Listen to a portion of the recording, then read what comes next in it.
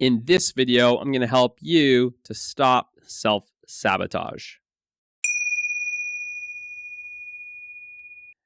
Okay, self-sabotage. I've talked about it in quite a few different videos on this channel, but I want to kind of point out a different way that we self-sabotage, mainly with our identity. And if you've checked out some of those videos, then you know that the whole self-sabotage is really the work of the ego. Really, the ego is it's like a self-destruction bomb where it's going to destroy your life essentially if you don't become aware of the patterns that basically are the ego, the activity of the mind that is the ego, and you can start seeing. Otherwise, you become controlled by it almost entirely, which then starts basically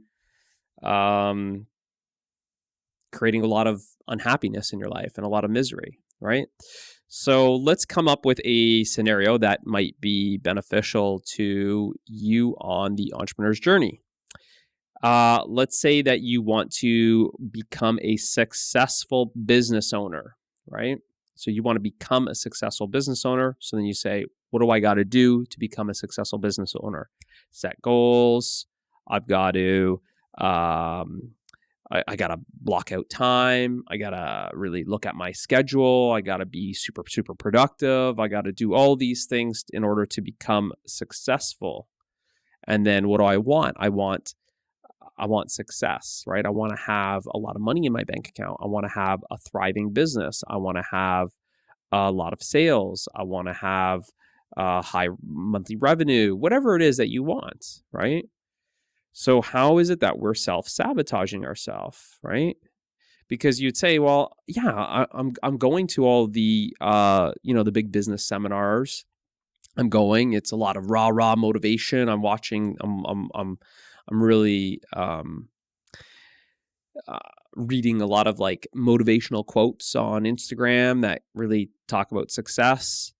But like, why don't I have it? Right? And in this video, we're talking about self-sabotage.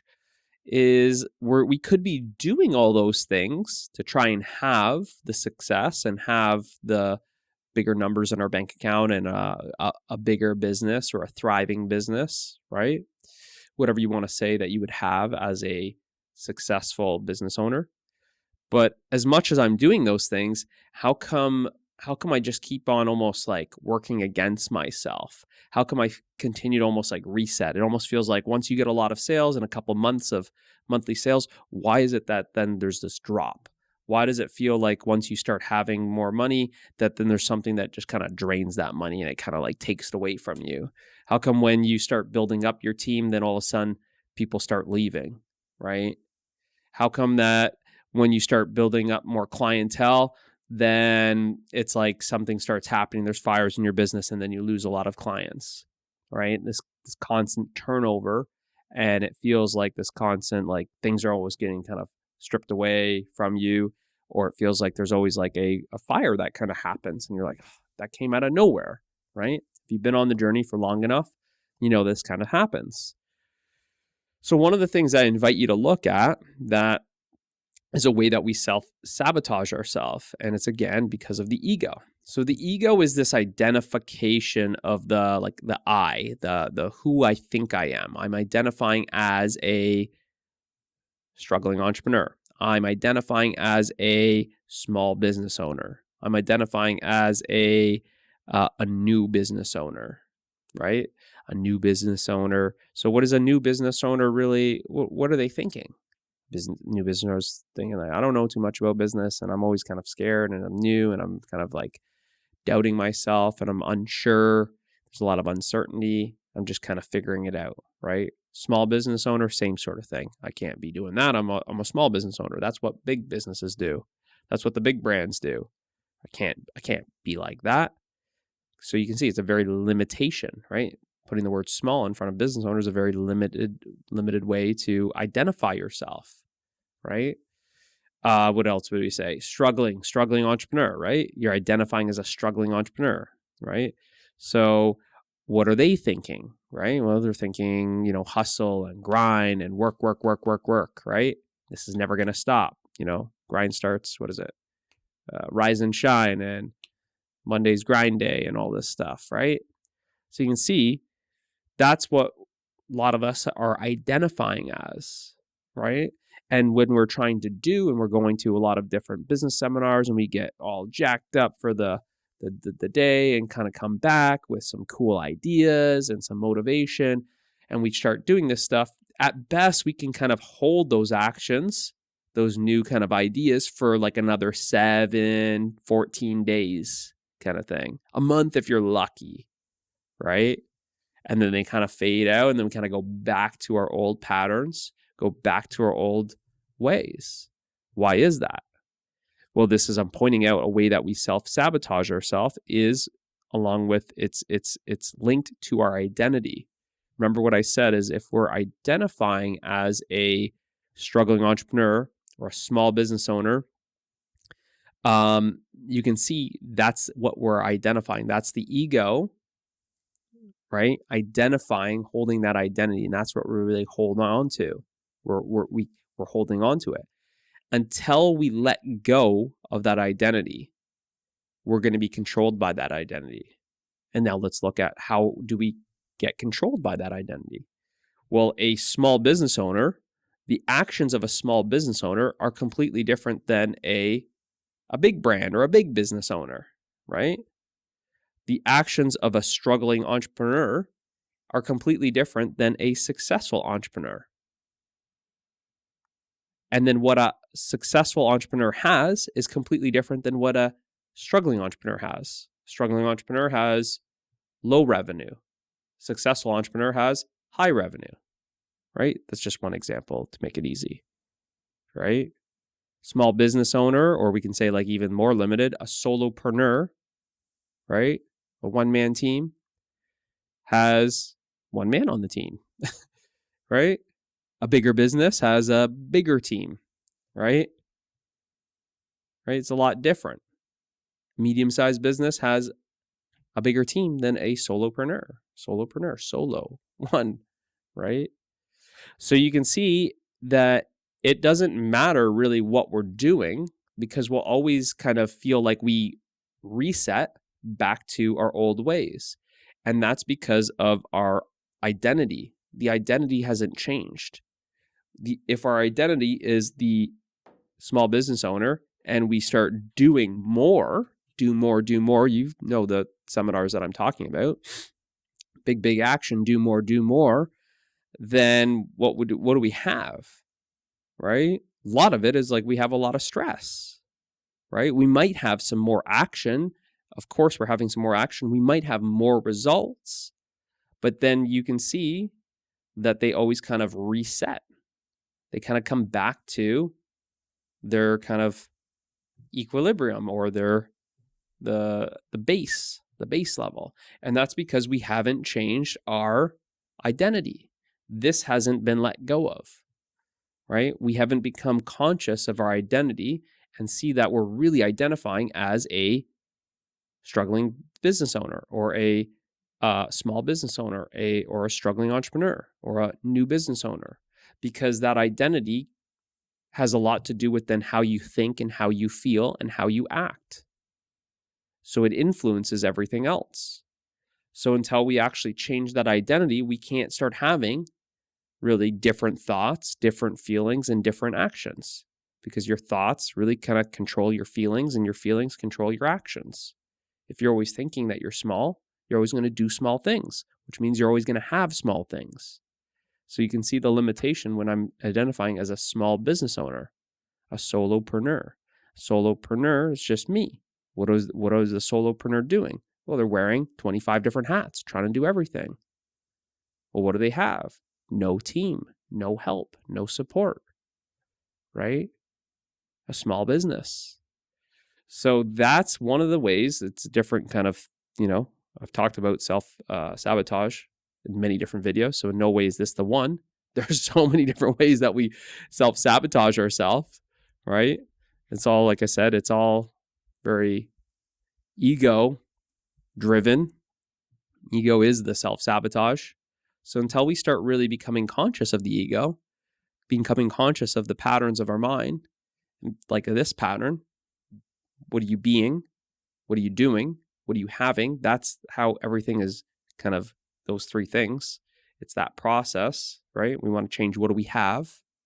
Well, we can't just change it by what are we doing, right? Do more, do more, do more. Big action, big action, big action. Massive action, massive action, massive action, right? 10x this, 10x this. It's just a lot of doing, a lot of activity, but there's a faster and a much easier approach. In fact, it's the only approach, because a lot of the people that are talking about the action, they're not really telling you that there was actually a shift in their identity. They usually have these kind of stories of, from zero to hero, that they were broke on the street, that they were homeless or something like that. And then now how are they successful? How do they have, 5 different corporations, millions of dollars, billions of dollars, a big team, all the support, right? They're able to take the big action because they changed their limited identity to something that was a bigger identity, right? They changed their identity. They stopped identifying as someone, they let go. That's where the transformation happens. The transformation doesn't happen in your doing, right? The transformation has to happen in who you're being. And that's why it's subconscious. Until you actually make that transformation of your identity, nothing really seems to change. It will seem to change temporarily, but like I said, it always seems to kind of come back to its default. And then you kind of go, what's going on? Like how do I maintain that massive action all the time? Or how do I just don't have the willpower? And you kind of slide back into your old habits.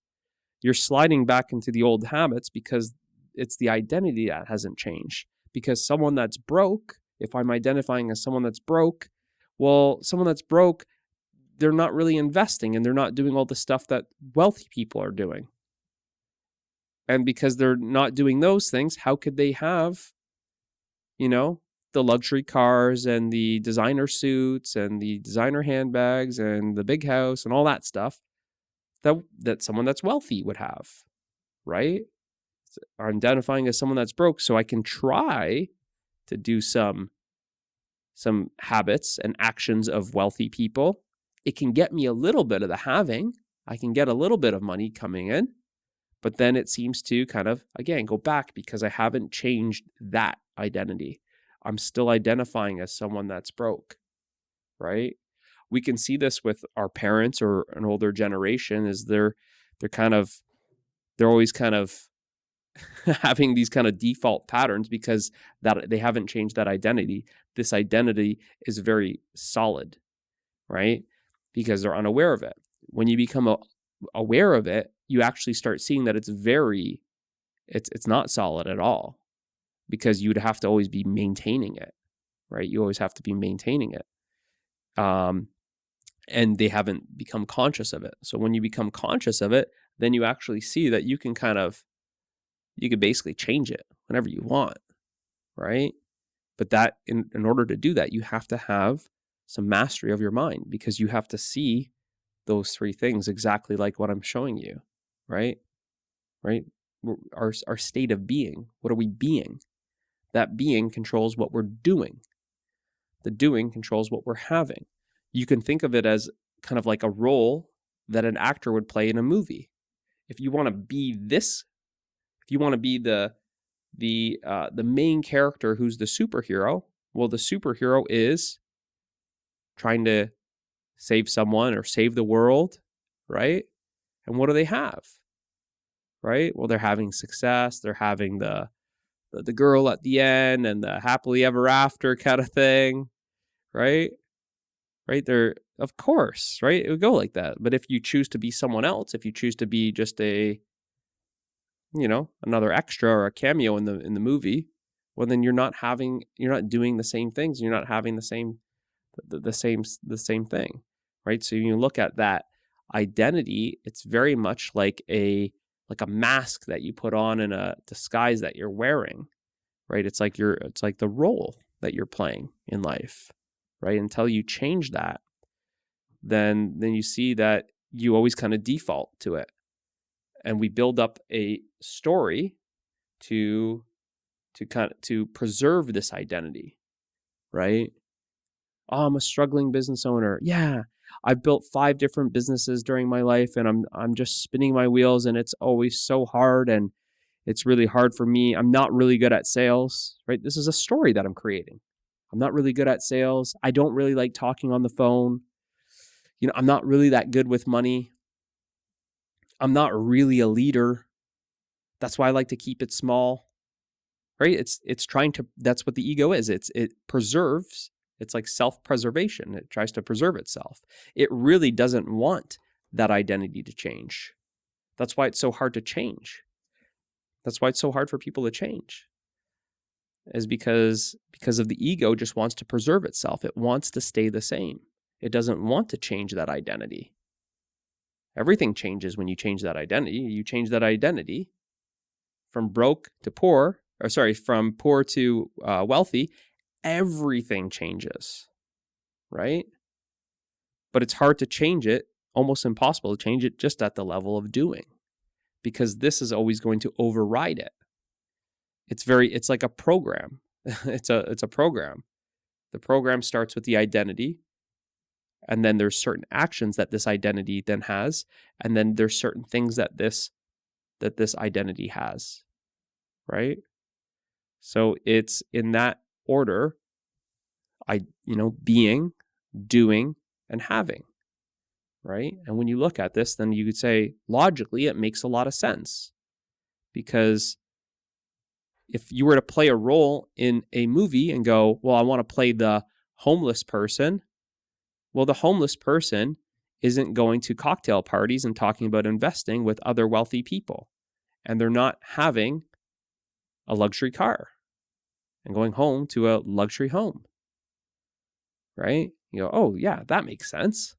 Yeah, right?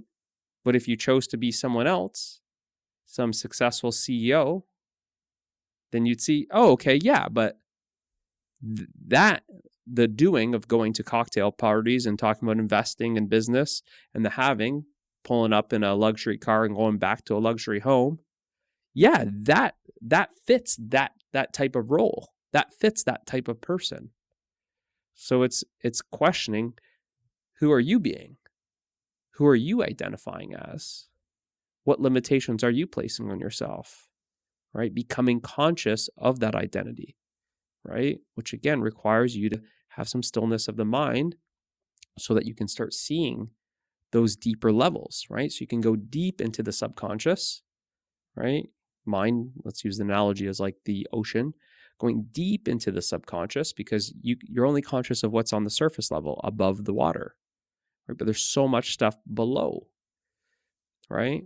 And the mind is very active. There's a lot of, waves on the top, right? But if we can dive deep, or we can still the mind, then we can see down in the bottom of the water, right? So that's why it's very important to have a practice that allows, like a meditation practice that allows you to observe the mind. That's why it's very important to not get so attached to your thoughts and not to identify as the thoughts, but you can watch the thoughts. Once you start watching the thoughts, then you can see this process that I've outlined here. That's really a way that our mind, or our ego, that pattern, self-sabotages us, right? So hopefully you can look at those things in yourself and see that.